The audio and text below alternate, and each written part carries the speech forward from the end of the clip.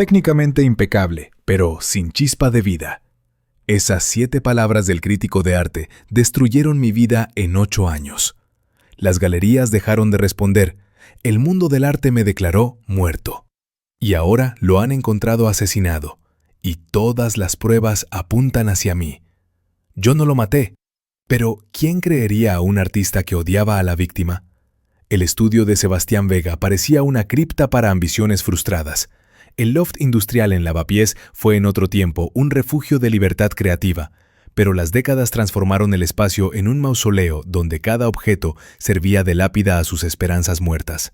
Las ventanas altas, que daban al puente de Segovia, dejaban pasar la luz gris de febrero, tiñendo las paredes de hormigón con tonos de olvido. El olor a trementina se mezclaba con el aroma pesado del aire estancado, creando una atmósfera asfixiante. Sebastián llevaba 3 horas de pie frente al lienzo vacío. Su figura delgada parecía tallada del mismo material que las vigas industriales del techo. Angulosa, desgastada, cargando un peso invisible. El pincel colgaba inerte en su mano, como un miembro amputado. Los dedos, manchados con restos indelebles de cadmio y ultramar, temblaban ligeramente. Sus ojos gris oscuro fijaban la blancura del lienzo imprimado con la intensidad de un hombre buscando respuestas en el vacío. Nada llegaba. La imaginación, que antes había sido una fuente inagotable de imágenes, ahora solo presentaba un rostro. Arturo Santana. El perfil arrogante, el cabello plateado perfectamente peinado, la sonrisa fría que no alcanzaba sus ojos azules. El fantasma del crítico se materializaba en la conciencia de Sebastián con claridad alucinante, llenando el estudio con su presencia. Las palabras de aquella reseña devastadora, publicada 8 años atrás, resonaban en los oídos del pintor con la crueldad monótona de un metrónomo. Técnicamente impecable, pero sin chispa de vida. Esa frase se convirtió en la maldición que paralizó su espíritu creativo. Sebastián repetía para sí mismo incontables veces, intentando descifrarla, diseccionarla, comprenderla. Chispa de vida. ¿Qué significaba eso? Santana nunca se dignó a explicarlo. La sentencia fue absoluta y definitiva, convirtiendo años de trabajo en nada. Tras la publicación de aquel artículo, las galerías dejaron de contestar las llamadas. Los coleccionistas desaparecieron. El mundo del arte madrileño, gobernado por la opinión de tiranos como Santana, declaró muerto al artista. Sebastián arrojó el pincel sobre la mesa metálica, donde cayó con un golpe sordo junto a decenas de otros instrumentos. Se pasó la palma por el rostro, sintiendo la aspereza de la barba de 3 días. Los hombros encorvados se hundieron aún más. El estudio a su alrededor estaba repleto de obras sin vender. Lienzos apilados contra las paredes formaban un laberinto de visiones rechazadas. Cada cuadro representaba meses de esfuerzo, litros de sudor, galones de esperanza. Ahora servían solo como recordatorio físico de su fracaso. El zumbido monótono de una vieja radio en el alféizar rompió el pesado silencio. Sebastián la mantenía encendida constantemente. Las voces humanas, incluso las voces sin alma de los locutores, llenaban el vacío de su aislamiento. En el alféizar se amontonaban tubos de pintura secos, tazas con restos de café petrificados, pilas de periódicos amarillentos. El pintor rara vez limpiaba. El orden le parecía un ritual sin sentido en el caos de su existencia. De pronto, un boletín de noticias urgentes interrumpió la programación. Interrumpimos nuestra emisión para informar sobre un suceso de gran repercusión. Arturo Santana, reconocido crítico de arte y curador, ha sido hallado muerto en su ático de la Castellana. La policía investiga el caso como un homicidio. Santana tenía 63 años. Su influencia en la escena artística contemporánea es difícil de sobreestimar. Sebastián se quedó inmóvil. La sangre huyó de su rostro, dejando la piel cerúlea. El corazón comenzó a latir con un ritmo irregular, convulsivo. Giró lentamente hacia la radio, como si el movimiento pudiera cambiar lo que acababa de escuchar. El locutor continuaba enumerando los logros del difunto, su contribución a colecciones museísticas, la lista de artistas cuyas carreras había creado o destruido. Santana estaba muerto.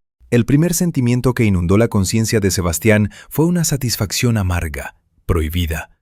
El tirano había caído. El hombre que le robó el futuro con una sentencia despectiva ya no existía. El pintor sintió dentro de sí un alivio oscuro, casi físico, que instantáneamente se transformó en vergüenza. Alegrarse por la muerte de alguien, incluso de un enemigo, significaba admitir una derrota moral. pero la vergüenza fue rápidamente reemplazada por un sentimiento más agudo, un presentimiento inquietante. En su vida nada había ocurrido nunca de forma simple. La suerte lo había esquivado con metódica crueldad. ¿Por qué la muerte de Santana habría de ser la excepción? Sebastián se acercó a la ventana, observando el panorama gris de lavapiés bajo la lluvia. El puente de Segovia emergía de la niebla, conectando su barrio miserable con el mundo brillante de Salamanca, donde habitaba Santana. Solo 15 minutos en metro lo separaban físicamente, pero el abismo social era insalvable. Un ático en la Castellana con vistas al Retiro contra un loft industrial con alquiler antiguo. El mundo del poder contra el mundo de los rechazados. Un golpe atronador y exigente en la puerta metálica hizo sobresaltar a Sebastián. No era el llamado de un amigo, no tenía amigos. Era el sonido del poder invadiendo su soledad. Los golpes pesados resonaban en el espacio vacío del estudio. El pintor se paralizó, retrocediendo instintivamente hacia el fondo de la habitación. Los golpes se repitieron, más insistentes. ¡Abra! ¡Policía!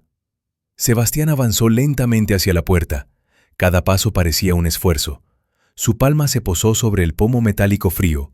Giró la cerradura y tiró de la puerta hacia sí. En el umbral estaba el detective Mendoza, un hombre macizo y corpulento, enfundado en una gabardina beige arrugada, llenaba el marco de la puerta. Su rostro ancho, con ojos cansados y nariz rota, expresaba esa mezcla particular de fatiga cínica y determinación inquebrantable que llega tras décadas lidiando con las peores manifestaciones de la naturaleza humana.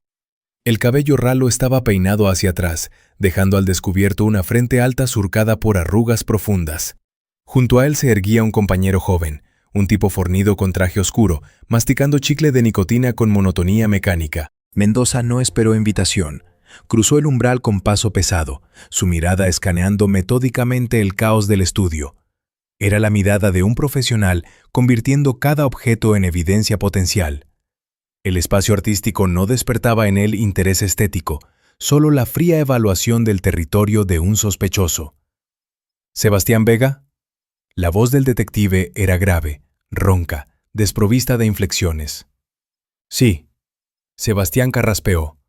¿Qué ocurre, oficial? Detective Mendoza, Departamento de Homicidios. Sacó la placa, la mostró con obligación mecánica y la guardó. Supongo que ya ha escuchado las noticias sobre Arturo Santana. Sebastián asintió, sin confiar en su voz. Mendoza recorrió lentamente el estudio, deteniéndose junto a las paredes. Sus botas pesadas dejaban huellas sucias en el suelo de hormigón cubierto de manchas de pintura. El detective estudiaba los cuadros con la expresión de quien lee pistas de un crimen. En una de las paredes colgaba una serie de bocetos agresivos, furiosos, retratos a lápiz que Sebastián había hecho en los meses posteriores a la reseña devastadora. Imágenes casi caricaturescas del perfil depredador del crítico, donde cada línea respiraba odio. Mendoza se detuvo frente al boceto más grande.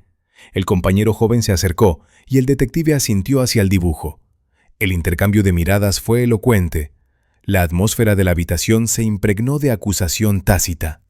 Trabajo interesante, pronunció Mendoza sin girarse. Expresivo.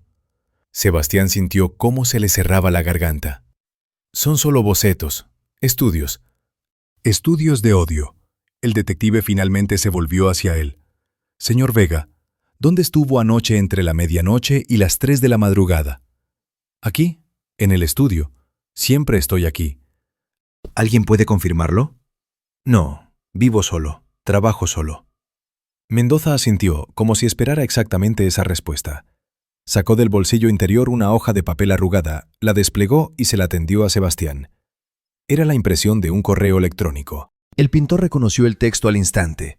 Sus propias palabras, escritas en un arrebato de ira 3 años atrás, después de otro intento fallido de organizar una exposición que Santana había saboteado con su influencia. Líneas repletas de bilis y maldiciones parecían cobrar vida en el papel. Espero que te asfixies con tu propio veneno, Arturo. Espero que tu imperio se derrumbe, sepultándote bajo los escombros. No eres un crítico, eres un asesino del arte. Sebastián alzó lentamente los ojos hacia el detective. Mendoza masticaba su chicle, observándolo con expresión de quien sostiene la carta ganadora. Parece que tenía con él desacuerdos creativos, señor Vega. La pesada ironía en la voz del detective flotó en el aire como un lazo. Eso fue hace tiempo. La voz de Sebastián se quebró en un susurro ronco.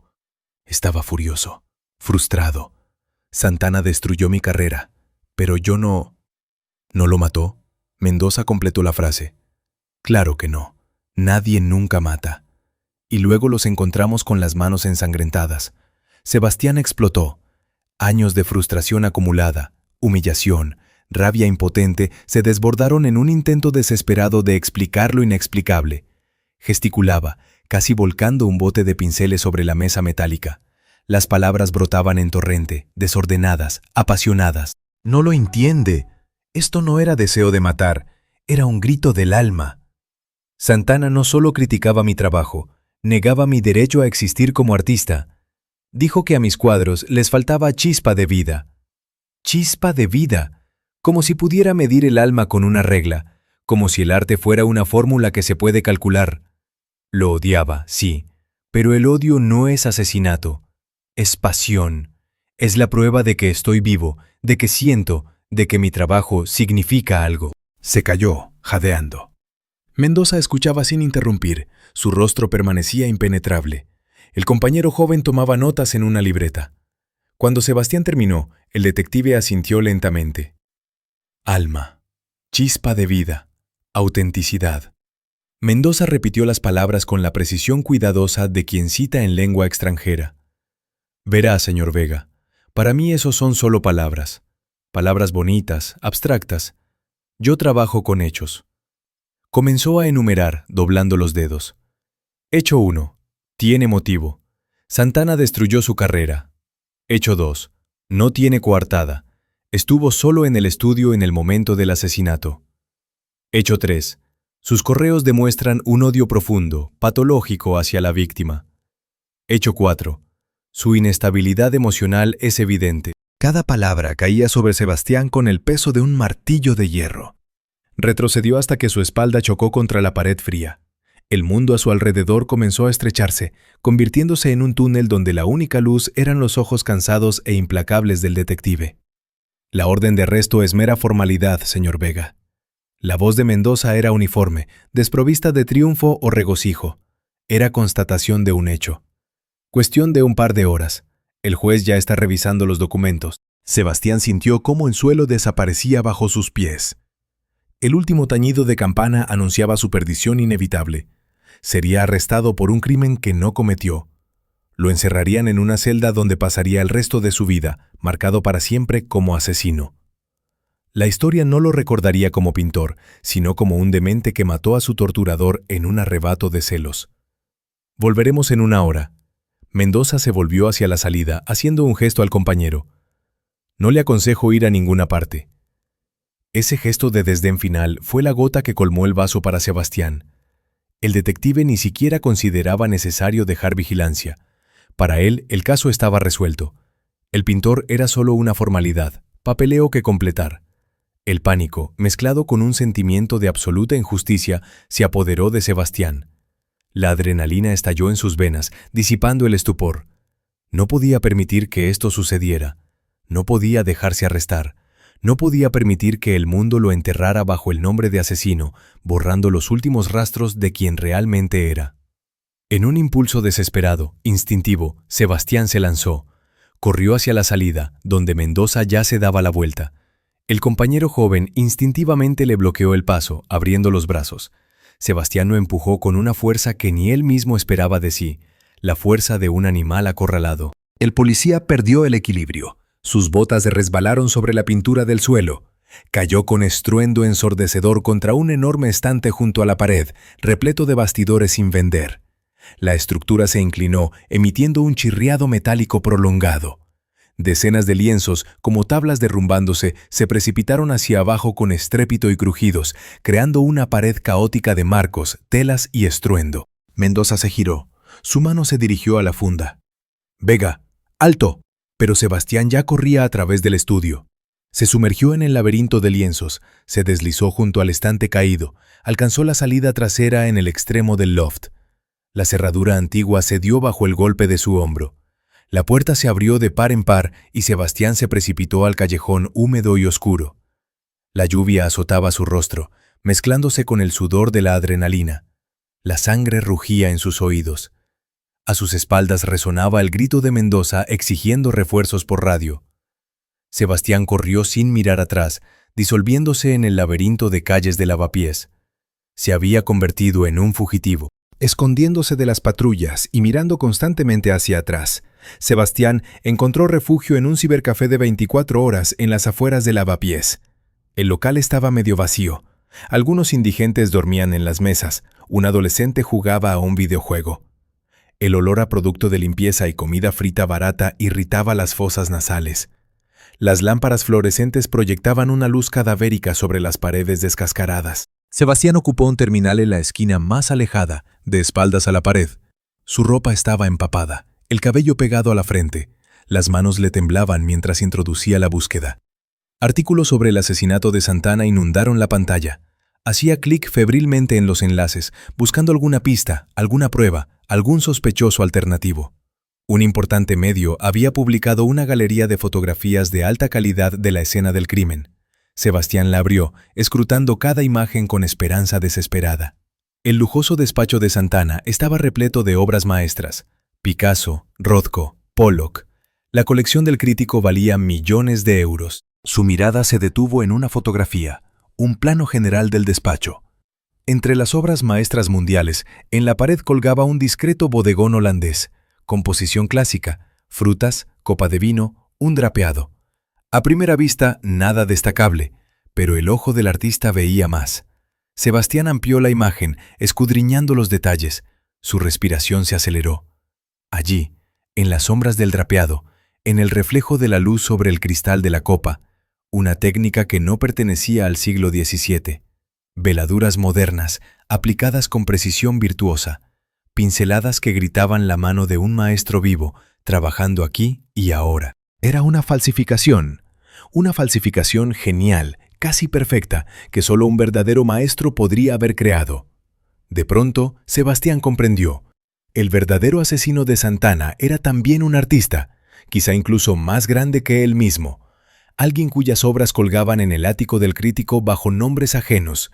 Alguien que tenía acceso, motivo y, a juzgar por la calidad de la falsificación, una precisión fría absoluta. La única prueba capaz de demostrar su inocencia se hallaba en la pared del ático precintado, el lugar del crimen más vigilado de la ciudad. Allí, a donde él, como principal sospechoso y fugitivo, tenía el acceso vedado para siempre. Madrid engulló a Sebastián Vega con la voracidad indiferente de una metrópolis acostumbrada a las tragedias humanas. La ciudad se convirtió a la vez en su prisión y su refugio, un laberinto de hormigón y acero donde podía disolverse entre millones, pero era imposible esconderse del propio rostro en las pantallas de noticias. Pasó la primera noche en una lavandería de 24 horas en Usera.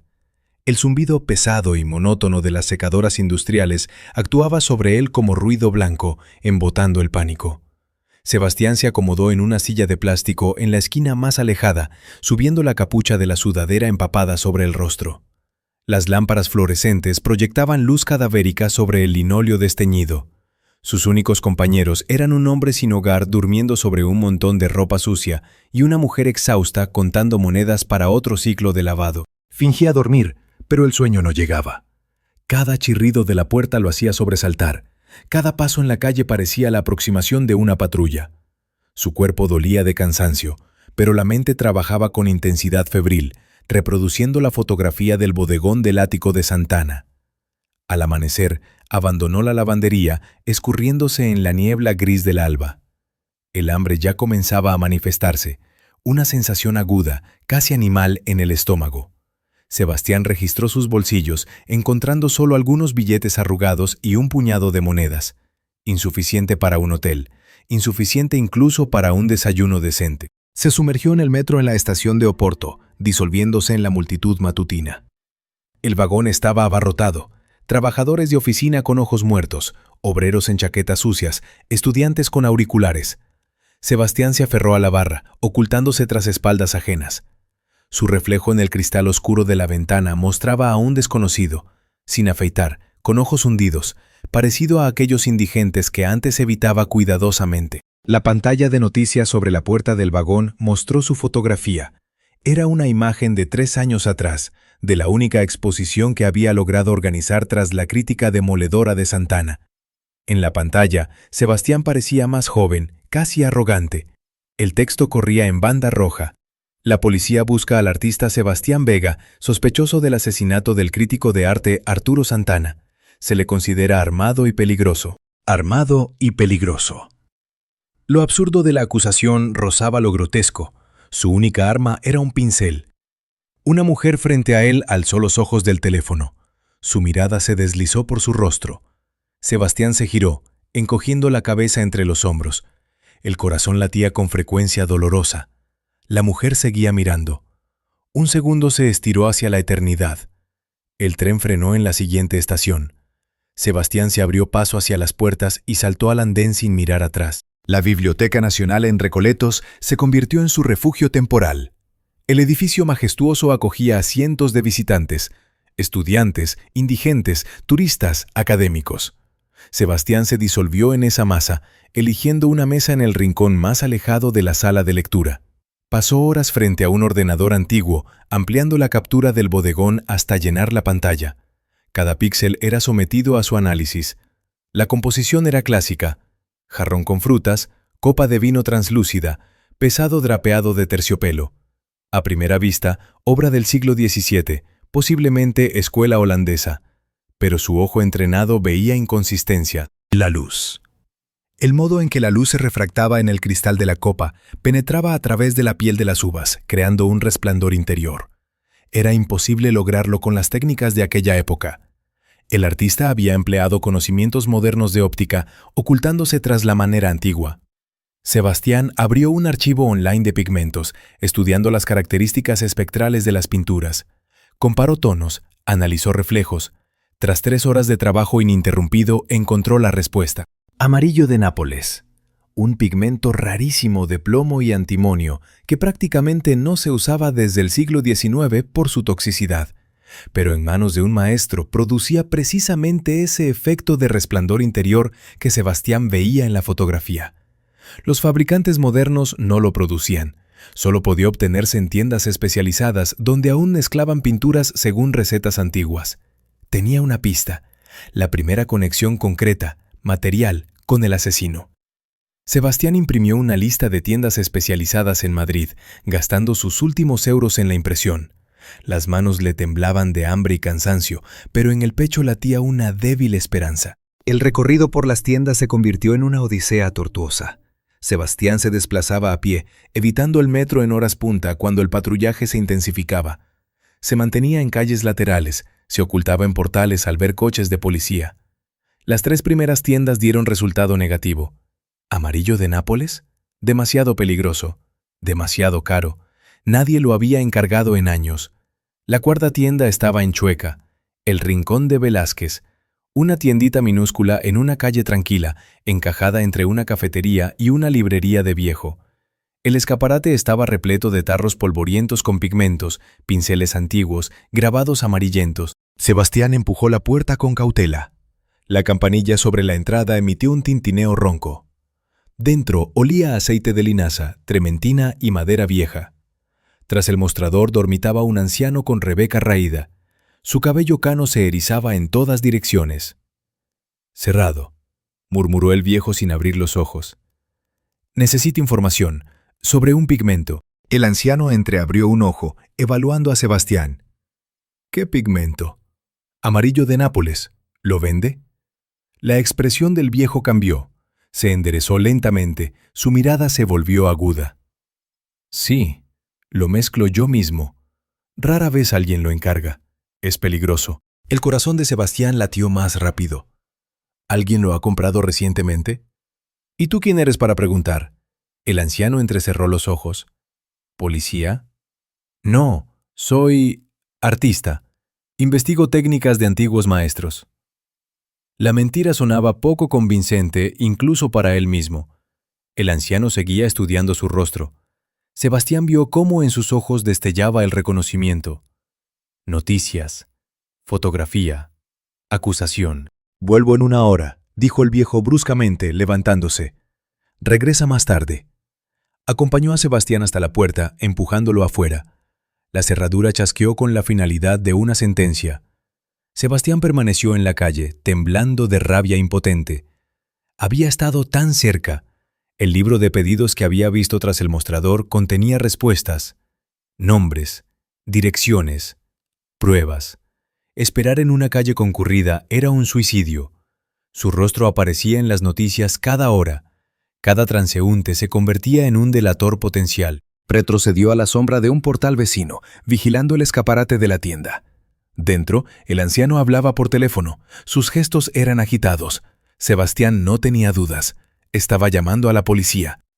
Le quedaban minutos para tomar una decisión: huir o arriesgarlo todo por una única oportunidad de llegar a la verdad. La noche llegó con llovizna, transformando las calles de Chueca en arterias brillantes de luz. Sebastián regresó a la tienda pasada la medianoche, cuando el barrio se había vaciado. Los únicos testigos eran escasos transeúntes apresurándose bajo paraguas y un indigente durmiendo en una caja de cartón al otro lado de la calle. La entrada principal estaba cerrada con reja de acero. Sebastián rodeó el edificio, encontrando un callejón estrecho. La ventana trasera era antigua, el marco de madera se había resecado con el tiempo. Sacó una espátula del bolsillo, el único instrumento que llevaba siempre consigo. Sus dedos, entrenados por años de trabajo delicado, manipularon la hoja con precisión quirúrgica. El pestillo cedió. La ventana se entreabrió con un chirrido lastimero. Sebastián se introdujo, cayendo sobre el suelo de baldosas del almacén. El olor a pigmentos golpeó sus fosas nasales, aroma denso, casi físico, de minerales y aceites. Se quedó inmóvil, escuchando. Silencio. Avanzó por la tienda, usando la luz de las farolas que penetraba a través del escaparate. Las sombras de tarros y pinceles creaban dibujos caprichosos en las paredes. El mostrador se alzaba delante. Tras él, en un estante, yacía un libro grueso con cubierta de cuero gastada. Sebastián se extendió hacia él. Sus dedos tocaron el cuero frío. En ese momento, escuchó el sonido de una llave en la puerta principal. El pánico estalló en su pecho como una bola de hielo. El anciano había regresado. ¿Por qué? ¿A estas horas de la noche? La puerta se abrió. La luz chasqueó, inundando la tienda con resplandor blanco y brusco. Sebastián se zambulló tras una estantería alta repleta de rollos de lienzo. Su corazón golpeaba tan fuerte que parecía que delataría su ubicación. «Malditos vagabundos», masculló el anciano, arrastrando los pies por el suelo. Cada noche lo mismo. Se movía por la tienda, comprobando los cerrojos de las vitrinas. Sebastián se pegó a la estantería, casi sin respirar. El viejo pasó a 1 metro de él, tan cerca que el pintor pudo distinguir el olor a tabaco en su ropa. Los segundos se estiraban hacia la eternidad.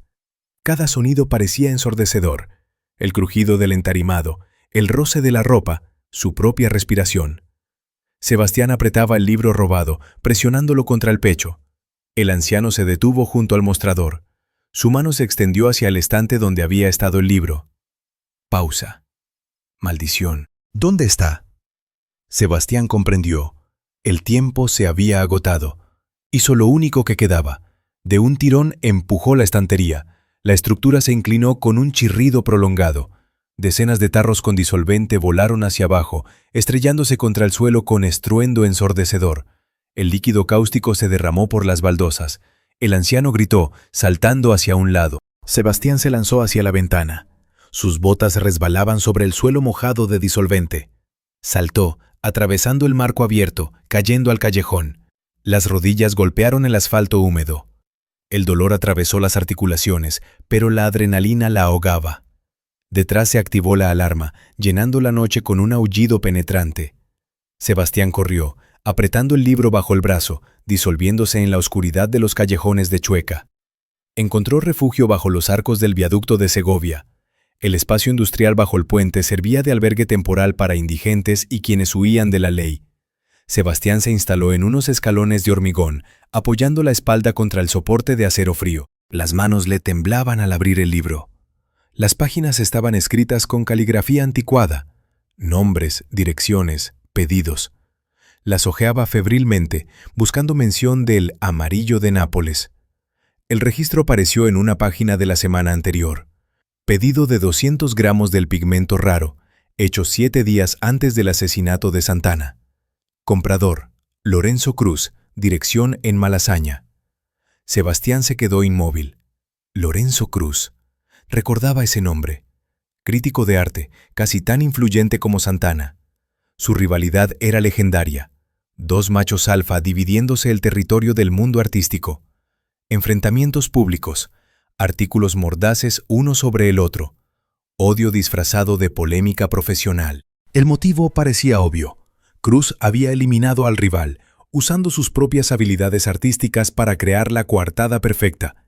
La falsificación en la pared del ático era su firma, un desafío audaz que nadie podría descifrar. La esperanza brotó en el pecho de Sebastián. Había encontrado al asesino. Ahora solo quedaba demostrarlo. El palacete de Lorenzo Cruz en Malasaña era un elegante edificio de 4 plantas de ladrillo rojo. Las ventanas brillaban con luz cálida, delatando la presencia del dueño. Sebastián observaba la casa desde la esquina, estudiando el terreno. El asalto directo era imposible. La entrada principal estaba vigilada por cámara. El patio trasero estaba cercado por una valla alta. Pero una de las ventanas del jardín en la planta baja estaba entreabierta. Una rendija pequeña, suficiente para penetrar. Esperó hasta la noche profunda. La calle se vació. Sebastián trepó la valla, cayendo sobre el césped cuidadosamente recortado. La lluvia se había transformado en niebla, envolviendo el jardín con velo fantasmal. La ventana cedió sin resistencia. Sebastián se introdujo, encontrándose en un despacho lujoso. Cortinas pesadas, muebles de roble, estanterías del suelo al techo. En las paredes colgaban cuadros, verdaderas obras maestras. Cada una valía una fortuna. Pero no eran ellas lo que interesaba a Sebastián. Buscaba pruebas, materiales, bocetos, cualquier cosa que vinculara a Cruz con la falsificación. Su mirada cayó sobre una enorme pantalla de plasma empotrada en la pared opuesta. En la pantalla estaba pausada la grabación de un programa nocturno. Sebastián se acercó, escudriñando la imagen. En la pantalla, en un estudio de Barcelona, estaba sentado Lorenzo Cruz. Traje elegante, peinado impecable, sonrisa encantadora. Daba una entrevista al presentador, discutiendo las últimas tendencias del arte contemporáneo. Sebastián encontró el mando, pulsó el botón de reproducción. La voz del locutor anunció fecha y hora de la grabación. Emisión en directo. Anoche, de 10 a medianoche, hora peninsular. Exactamente en esas horas fue asesinado Arturo Santana. La coartada era irrefutable. Cruz estaba al otro lado del país, ante las cámaras, ante miles de espectadores. No podía estar en el ático de Santana. Físicamente no podía haber cometido el asesinato. Sebastián se desplomó en el sillón de cuero. El libro de pedidos cayó de sus manos. La puerta se cerró. La esperanza murió, dejando tras de sí solo vacío y amargura del error. El amanecer lo encontró bajo el viaducto del metro en Carabanchel. Sebastián estaba sentado en los escalones de hormigón, con la cabeza entre las manos. Sobre él pasaban trenes con estruendo, pero no los oía. El mundo se había reducido al tamaño del libro robado que yacía a su lado. Había pasado horas en un callejón sin salida, repasando los acontecimientos. Amarillo de Nápoles. Cruz. Coartada. Nada encajaba. Había desperdiciado tiempo precioso en una pista falsa mientras la policía apretaba el lazo. Desesperado, abrió de nuevo el libro. Esta vez no buscaba nombres, buscaba anomalías, patrones, algo que se saliera de lo común. La mayoría de los pedidos eran estándar: nombre del comprador, dirección, lista de materiales. Pero un registro era diferente a los demás. Compra semanal de pigmentos raros, hecha sin nombre. En su lugar, una letra trazada con pulcritud. E. Dirección de entrega en la zona industrial de Villaverde. Sin teléfonos, sin contactos, solo coordenadas y una inicial. Sebastián pasó más páginas. La misma letra E aparecía una y otra vez, retrocediendo años en el pasado. Los pedidos eran regulares, casi rituales. Decenas de pigmentos rarísimos que nadie más en la ciudad usaba. Cadmio, cobalto, ultramar, blanco de plomo. No era un aficionado, era un profesional del más alto nivel, trabajando en completo anonimato. El asesino. Sebastián sintió cómo se le erizaba el vello de la nuca. Había encontrado la pista, la última oportunidad de llegar a la verdad. La dirección lo condujo a la zona industrial de Villaverde. El barrio era una mezcla de viejos almacenes, nuevos complejos residenciales y pequeñas manufacturas. El edificio resultó ser un cubo gris anodino sin rótulos, encajado entre un almacén textil y un taller mecánico. Sebastián lo rodeó por el perímetro. Sin ventanas en la planta baja, una sola puerta metálica pesada, cámara de vigilancia sobre la entrada. Esperaba cualquier cosa: un taller vacío, una trampa, una empresa tapadera. Cada instinto gritaba peligro, pero no había elección. Era su última oportunidad. Sebastián probó la puerta con cautela. Para su sorpresa, cedió, abriéndose con un suave siseo del cierre neumático. Dentro había oscuridad. Cruzó el umbral. Los sensores automáticos encendieron la luz, inundando el espacio con un resplandor frío, sin sombras. Sebastián se quedó paralizado. Había entrado en un laboratorio estéril, más parecido a un quirófano que a un estudio artístico. Paredes blancas, estanterías de acero, orden perfecto. En el centro de la habitación había un caballete con un retrato inacabado. En medio de todo aquello, de espaldas a él, había una mujer con bata blanca de laboratorio. Su postura era perfectamente erguida, cabello oscuro y corto, cuidadosamente recortado. En las manos sostenía un pincel. En su punta brillaba un tono familiar, amarillo de Nápoles. La mujer se volvió lentamente. Su rostro carecía de emociones, ni sorpresa, ni miedo, ni ira. Solo una evaluación serena, analítica. Su mirada se deslizó sobre Sebastián con la precisión de un cirujano estudiando a un paciente. Sebastián Vega, pronunció con voz uniforme, desprovista de acento. Lo estaba esperando. Detrás de él sonó un chasquido fuerte y pesado. El cierre automático de la puerta se activó. Sebastián se giró, viendo la lucecita roja sobre la puerta. Sistema de seguridad activado. Había caído en una trampa. La mujer seguía mirándolo. El pincel quedó suspendido en el aire. En sus labios apareció una sonrisa apenas perceptible, fría, desprovista de calidez, como la sonrisa de un escultor satisfecho con su obra. «Me llamo Elena», dijo, «y usted y yo, señor Vega, debemos hablar sobre arte». Sebastián permanecía paralizado, su respiración atascada entre la garganta y los pulmones. La blancura estéril del taller oprimía los ojos. Elena depositó lentamente el pincel sobre la mesa de acero. El movimiento era económico, preciso. Sus dedos dejaron sobre la superficie metálica una gota minúscula de amarillo de Nápoles, la única imperfección en ese espacio impecable. «Es muy observador, señor Vega». Su voz era medida, sin inflexiones. Un locutor leyendo noticias sobre una catástrofe. «Sí, yo maté a Arturo Santana». Las palabras sonaron con la misma entonación con que podría haber dicho que había mezclado un nuevo tono de pintura. Constatación de un hecho, conclusión lógica de una ecuación. En sus ojos no había arrepentimiento ni temor, solo la evaluación serena y analítica de su reacción. Sebastián esperaba cualquier cosa: negación, lucha, intento de fuga. Pero no esta calma fría y absoluta. La mujer ante él confesaba un asesinato con menos emoción que un cajero anunciando el precio de una compra. Su mente patinó, intentando procesar lo escuchado. 1 segundo. 2. El mundo adquiría lentamente nuevos contornos.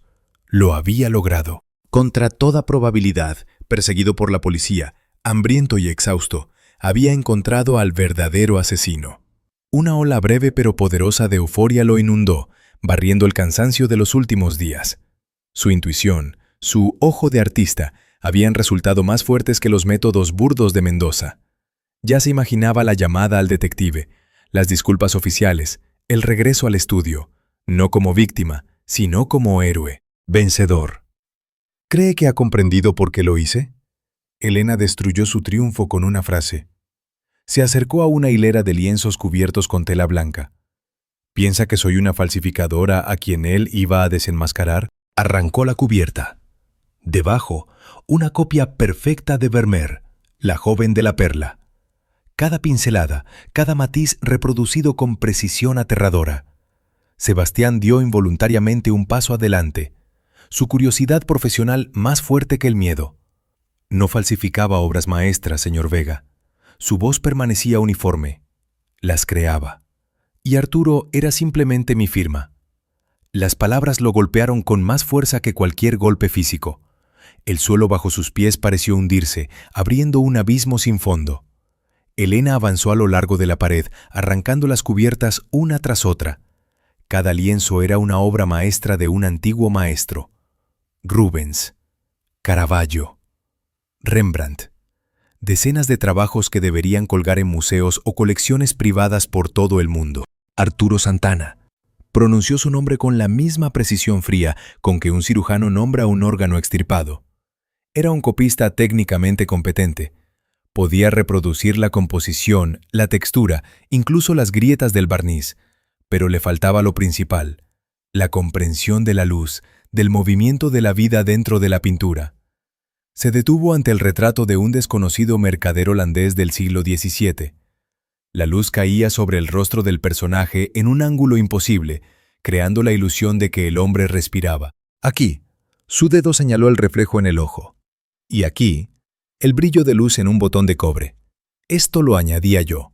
La chispa de vida, como le gustaba decir. Simbiosis. Él creaba el cuerpo del cuadro, yo el alma. Sebastián escuchaba y su mundo se volcaba. El enemigo de años, el demonio que había destrozado su vida, resultaba ser un engaño, una fachada tras la cual se ocultaba ella. Santana era un parásito, continuó Elena, regresando a la mesa. Sus manos comenzaron a limpiar metódicamente los pinceles con disolvente. Se alimentaba de mi talento, vendiéndolo bajo apariencia de autentificación. Cada cuadro que declaraba auténtico contenía mis pinceladas.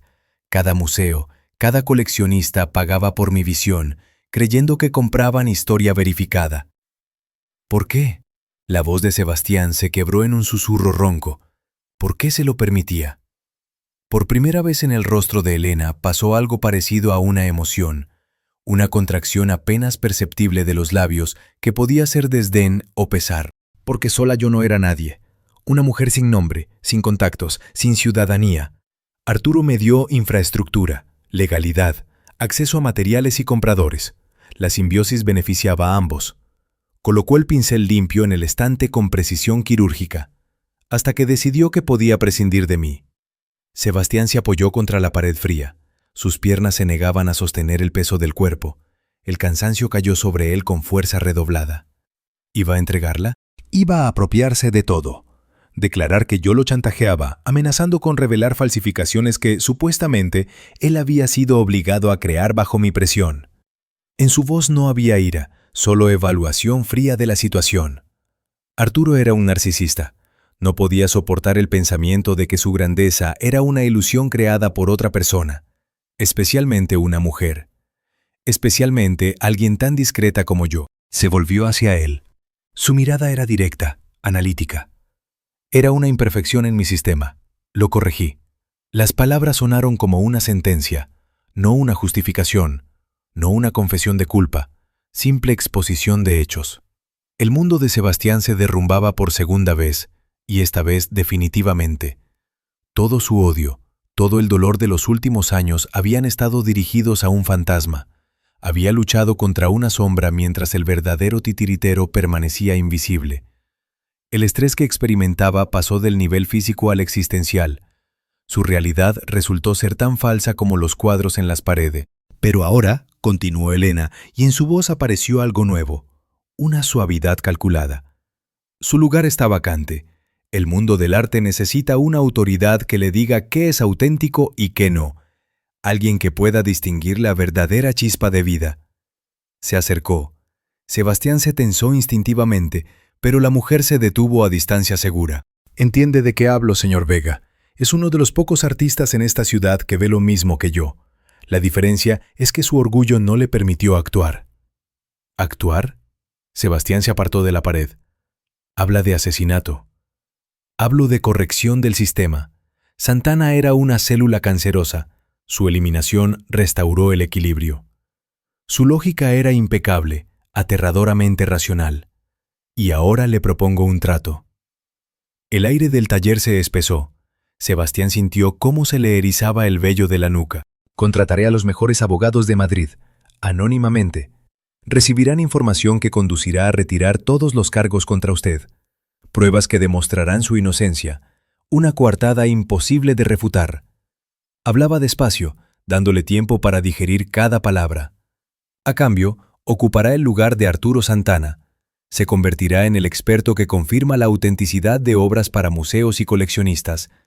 Recuperará todo lo que él le quitó: fama, dinero, poder en el mundo del arte. Solo necesitará ocasionalmente firmar un certificado de autenticidad de un cuadro que yo haya creado. Sebastián la miraba sin creer lo que oía. Un pacto con el diablo. La propuesta de convertirse en cómplice de la misma mentira que había destruido su vida. Es una locura. Es lógica. Elena cruzó los brazos sobre el pecho. Es un fugitivo acusado de asesinato. No tiene dinero, no tiene amigos, no tiene futuro. En unas horas lo arrestarán. En unos meses lo encerrarán de por vida. O puede aceptar mi oferta y recuperar la vida que merece. Sebastián abrió la boca para responder, pero las palabras se atascaron en su garganta. En la pesada puerta de acero del taller resonó una serie de golpes ensordecedores. ¡Policía! ¡Vega! ¡Sabemos que está ahí! ¡Salga con las manos en alto! La voz de Mendoza, amplificada por megáfono, rebotó en las paredes. Sebastián se paralizó. Su rostro palideció. Lo habían encontrado. Los golpes se repitieron, más fuertes, más insistentes. El metal tembló bajo los puños pesados. Fuera se oía el tropel de pies, el ladrido de perros policía, el crepitar de radios. «Están rodeados. Tienen 10 segundos para abrir la puerta». Sebastián se volvió hacia Elena. Ella permanecía inmóvil. Su rostro conservaba la calma absoluta. Lentamente, con la misma economía de movimientos, se acercó a la mesa y tomó un largo cúter para lienzo. Su hoja brilló fríamente bajo la luz de las lámparas. «La elección es suya, Sebastián». Pronunció su nombre por primera vez. Su voz era baja, casi íntima. «Ellos o yo». «Tiene 10 segundos». No era una amenaza. Era simple exposición de opciones. Una ecuación matemática con 2 soluciones. Sebastián iba con la mirada de la puerta a la mujer con el cúter. La trampa se había cerrado. Delante, una asesina proponiéndole ser cómplice. Detrás, Mendoza, listo para encerrarlo de por vida. 8 segundos. Los golpes en la puerta se intensificaron. Mendoza gritaba algo sobre el asalto, sobre armamento pesado. Los ladridos de los perros se volvían más furiosos. El pánico inundó a Sebastián como una ola que arrastraba los restos del pensamiento racional. En su cerebro pasó un torbellino de imágenes: rejas de prisión, celda en aislamiento, cadena perpetua por un crimen que no había cometido, o una vida en la mentira, convertido en marioneta, en el nuevo Santana. 5 segundos. La hoja del cúter se movió en su mano. Un movimiento apenas perceptible, pero Sebastián veía profesionalismo en ese gesto. Sabía usarlo. Su mente buscaba frenética una salida, una tercera opción, cualquier modo de posponer lo inevitable. Desesperado, gritó lo primero que se le ocurrió. Un pensamiento absurdo, demencial, nacido del pánico y su naturaleza artística. «Acepto, pero primero, pinte mi retrato». Las palabras salieron antes de que pudiera pensarlas. Quedaron suspendidas en el aire del taller, absurdas y desesperadas. Fuera se hizo un segundo de silencio. Mendoza había oído el grito. «¿Habéis oído eso?». La voz del detective atravesó la puerta, llena de incredulidad y furia. «Ese hijo de puta se está burlando de nosotros». Sebastián oía cómo Mendoza gritaba a sus hombres, exigiendo un ariete. Para el detective, su grito sonaba como el delirio de un demente que había perdido definitivamente contacto con la realidad. «¡Basta ya! ¡Derribamos!».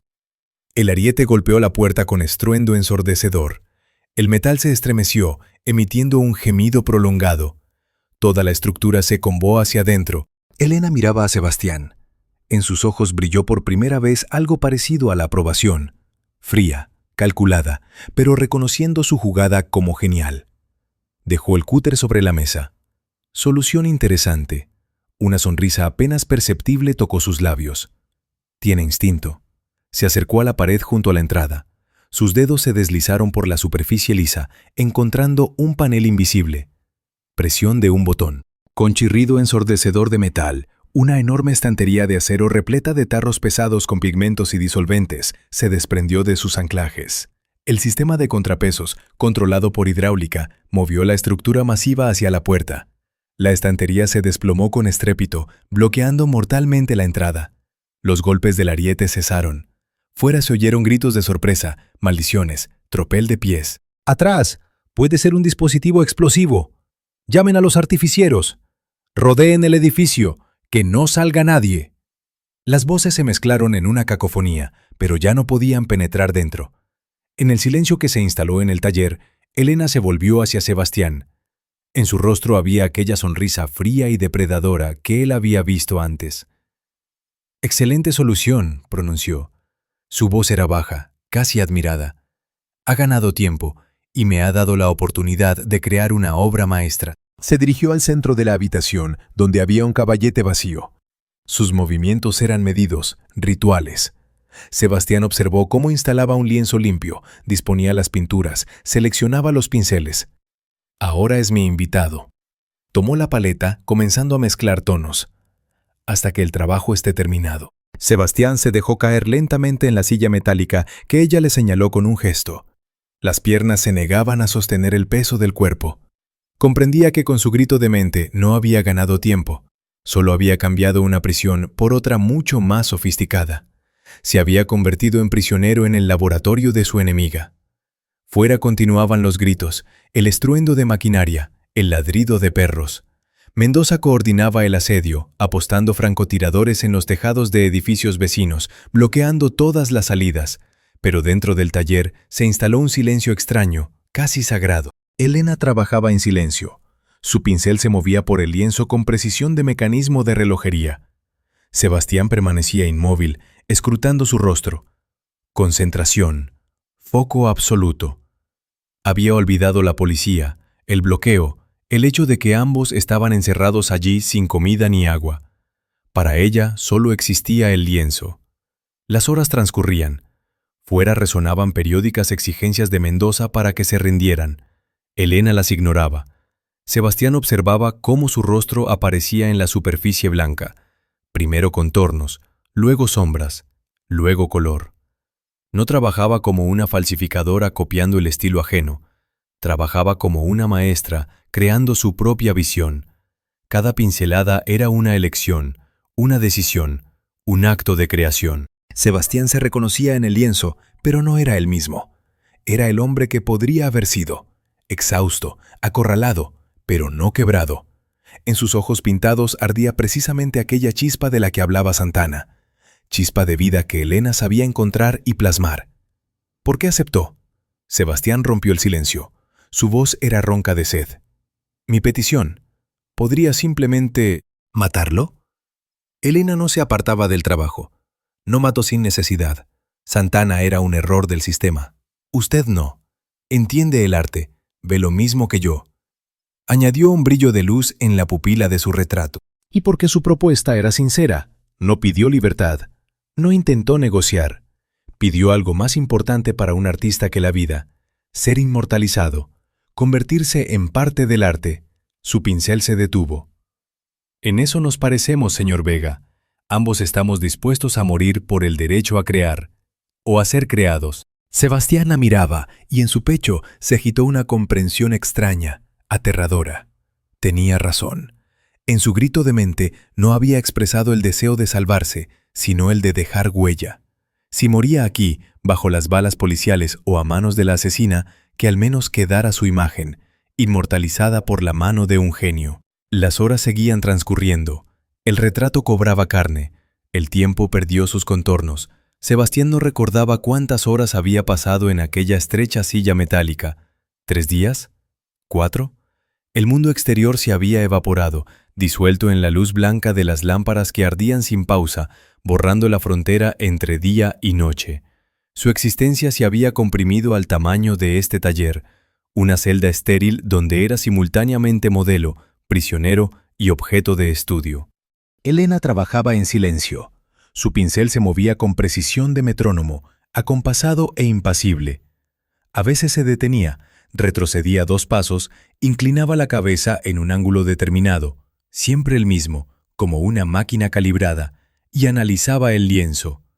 Luego volvía, daba 3 o 4 pinceladas cortas y repetía el ciclo. Sebastián permanecía inmóvil.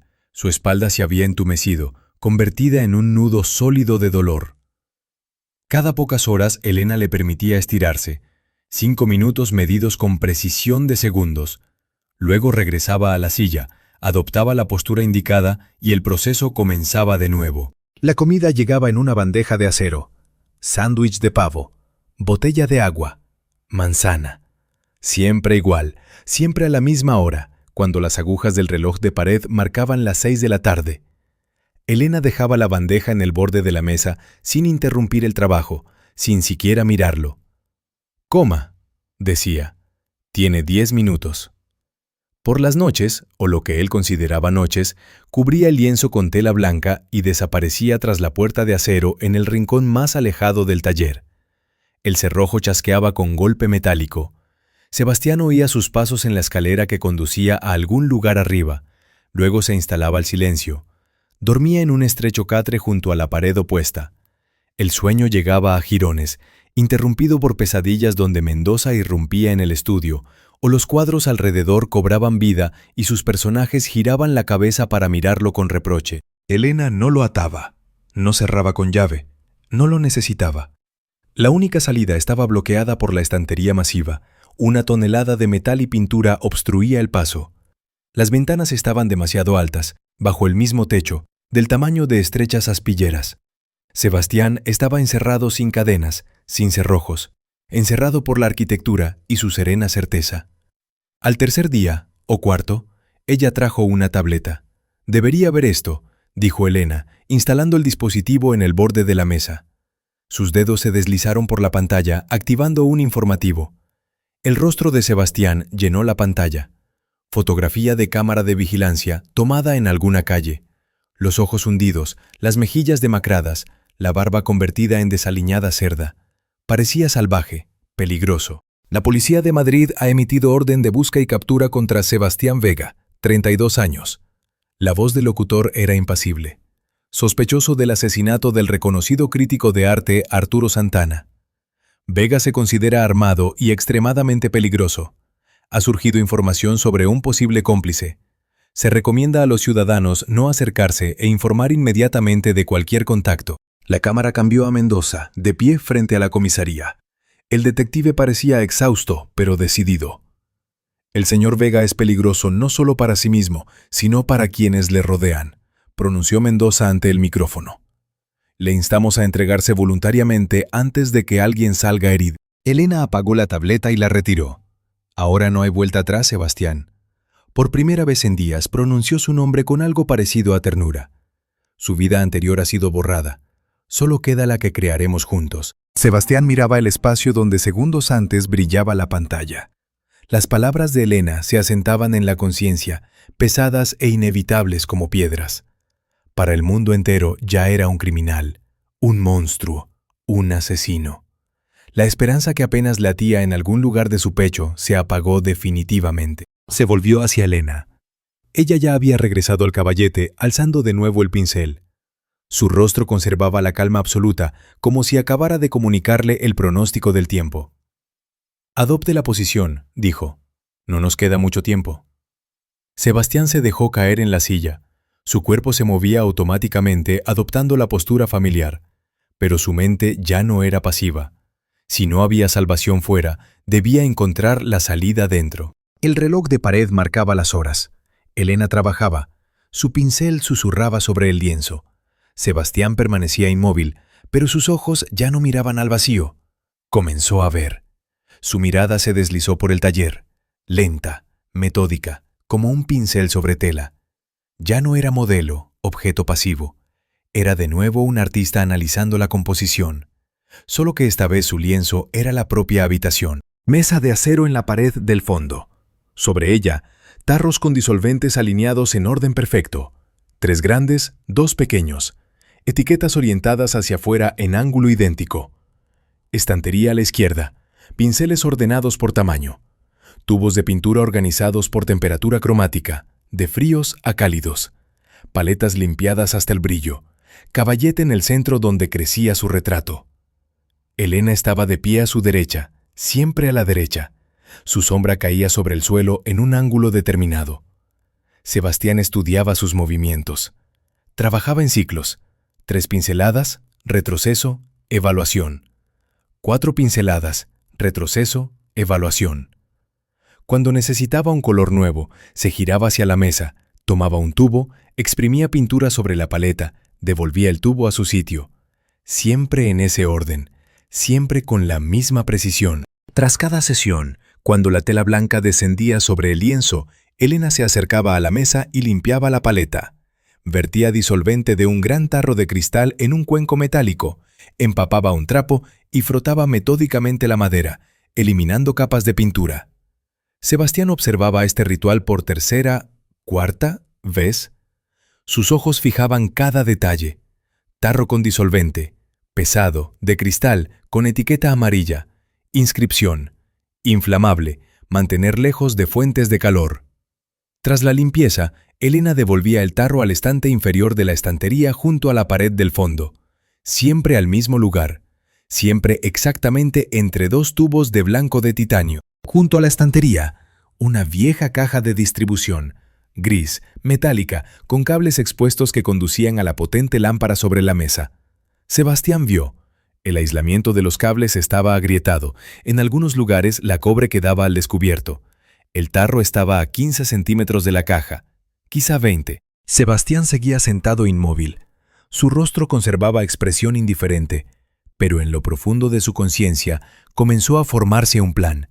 Fragmentario, desesperado, absurdamente peligroso. El único. Elena trabajó 3 días sin pausa. Sebastián veía. Se acercaba al final. Detalles que antes permanecían difusos cobraban nitidez. Las sombras bajo sus ojos, las arrugas en la frente, el temblor apenas perceptible de los labios. Todo emergía en el lienzo con precisión aterradora. Al 6.º día, estaba seguro ahora, era el 6.º día. Elena dio la pincelada final. Dejó el pincel sobre la paleta, se limpió los dedos con un trapo blanco y retrocedió del caballete. 3 pasos atrás. Inclinación de cabeza. Pero esta vez no regresó al lienzo. En su rostro apareció una expresión que Sebastián no había visto antes. Satisfacción profunda, casi maternal. No alegría, no orgullo. Simplemente certeza absoluta de haber completado el trabajo. Terminado, pronunció. Sebastián se levantó lentamente de la silla. Las piernas entumecidas, las articulaciones crujieron. Se acercó al caballete y se detuvo junto a Elena. El retrato lo miraba. Era su rostro, pero no del todo. El artista se vio a través de los ojos de otra artista, y esa mirada era despiadada. Cada arruga contaba una historia de miedo. Cada sombra hablaba de desesperación. En los ojos del retrato ardía precisamente aquella chispa de vida de la que hablaba Santana, pero era el fuego de una bestia acorralada, último destello antes de la oscuridad. Sebastián contemplaba su alma diseccionada y expuesta. El cuadro era genial, aterradoramente genial. ¿Ahora lo ve? La voz de Elena rompió su trance. Esto es lo que podemos crear juntos. Sacó un teléfono del bolsillo y se acercó. Sus dedos se deslizaron por la pantalla, marcando un número. Y ahora, su parte del trato. Sebastián miraba el dispositivo en su mano. Era el momento, el punto de no retorno. Si tomaba el teléfono, llamaba a su abogado, pronunciaba las palabras necesarias, se convertiría en parte de su máquina. El nuevo Santana. Una hermosa fachada para su genio. Su mirada voló hacia la estantería en la pared del fondo, al tarro con disolvente, al cableado expuesto. Ahora. Debía actuar ahora. Se me ha dormido la pierna, murmuró Sebastián, dando un paso inseguro hacia adelante. Yo... Tropezó. El movimiento resultó perfectamente torpe, fruto de días observando sus propios calambres por estar sentado tanto tiempo. Su cuerpo se inclinó hacia adelante. La mano se extendió buscando equilibrio, pero el pie golpeó la base de la estantería. El impacto fue preciso, calculado, dirigido al estante inferior donde estaba el tarro. El pesado cristal se inclinó, resbaló por el metal y se estrelló contra el suelo de hormigón con estruendo atronador. El disolvente se derramó en oleada, llenando grietas, extendiéndose hacia la pared donde la vieja caja de distribución zumbaba bajo la carga de la potente lámpara. Elena se giró. Los ojos se abrieron, la primera emoción verdadera que él veía en su rostro. «Usted, El crepitar de la electricidad interrumpió sus palabras. Las chispas saltaron de la caja, azules y furiosas. Los vapores del disolvente se encendieron instantáneamente con un estallido sordo que hizo temblar el aire. Un muro de fuego se elevó hacia arriba, cortando a Elena de la salida, de sus preciosos lienzos, de todo lo que tenía valor para ella.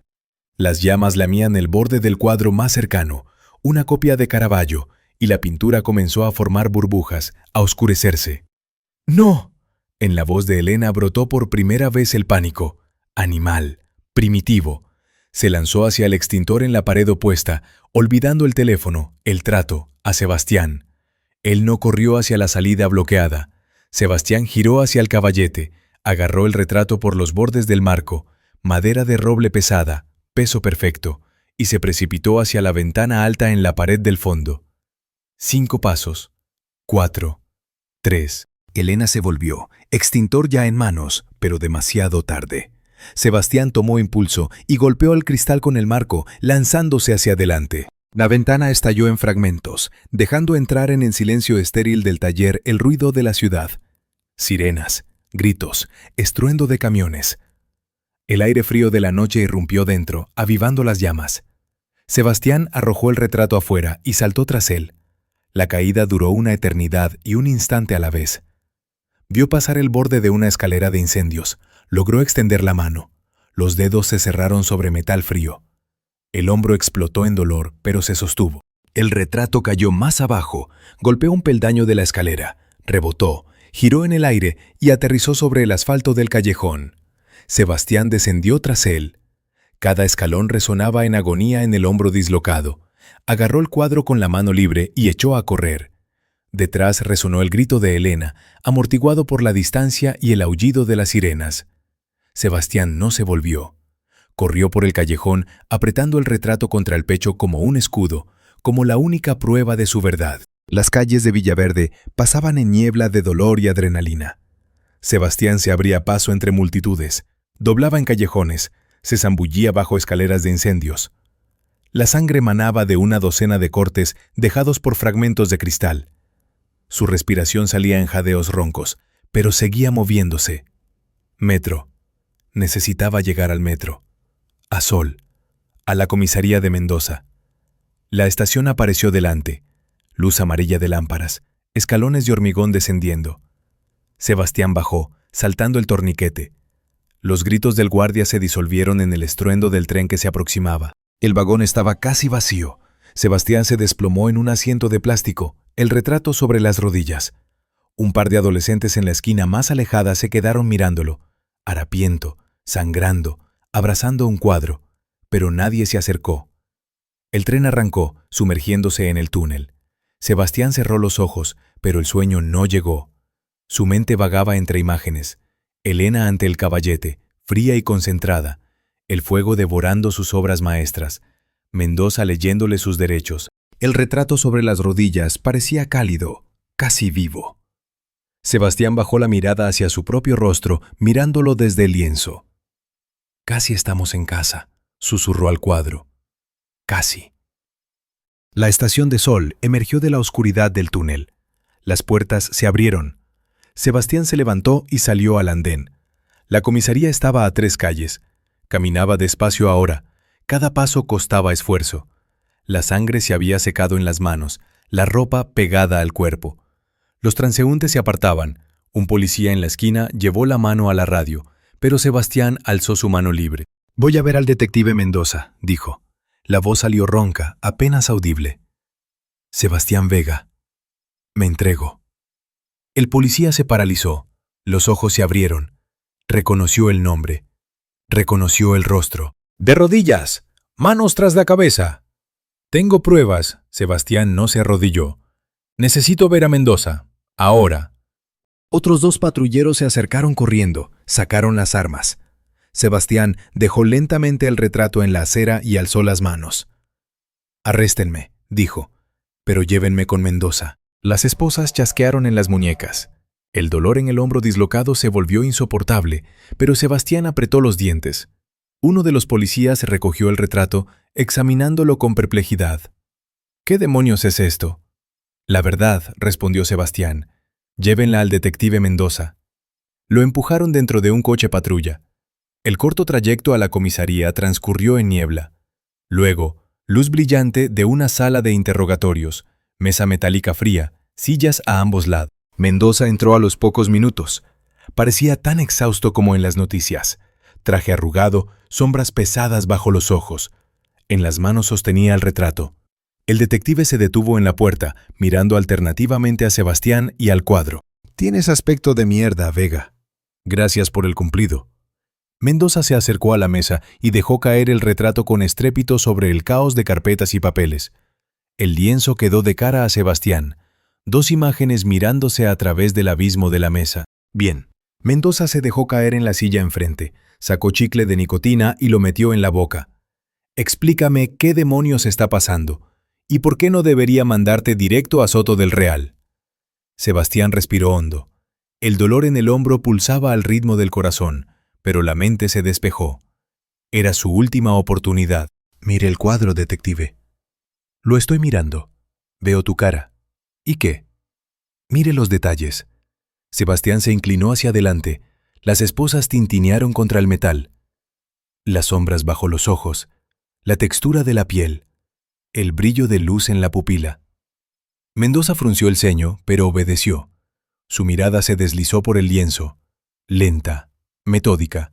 «Este cuadro lo pintó Elena», dijo Sebastián, «la mujer que asesinó a Arturo Santana. Ella creaba las falsificaciones que él hacía pasar por originales.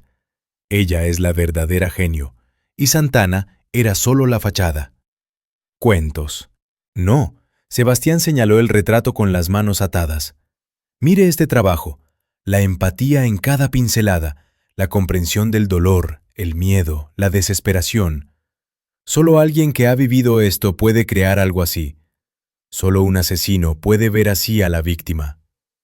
Mendoza guardó silencio. Su mandíbula se movía despacio, masticando el chicle. «Me tuvo prisionero 6 días», continuó Sebastián, «en un taller en Villaverde. Le daré la dirección. Pintó este retrato mientras yo era su modelo. Escapé hace 1 hora. Compruebe la dirección. Encontrará sus obras, decenas de falsificaciones, pruebas». El detective alzó la vista del lienzo hacia Sebastián. En sus ojos luchaban el escepticismo y algo más, una sombra de duda. «¿Por qué debería creerte?» «Porque el arte no miente». Sebastián se recostó en el respaldo de la silla. «Usted trabaja con hechos, detective, con pruebas y lógica. Pero a veces la verdad no está en los protocolos, sino en lo que crean las personas, en cómo ven el mundo». Mendoza volvió a mirar el retrato, largamente.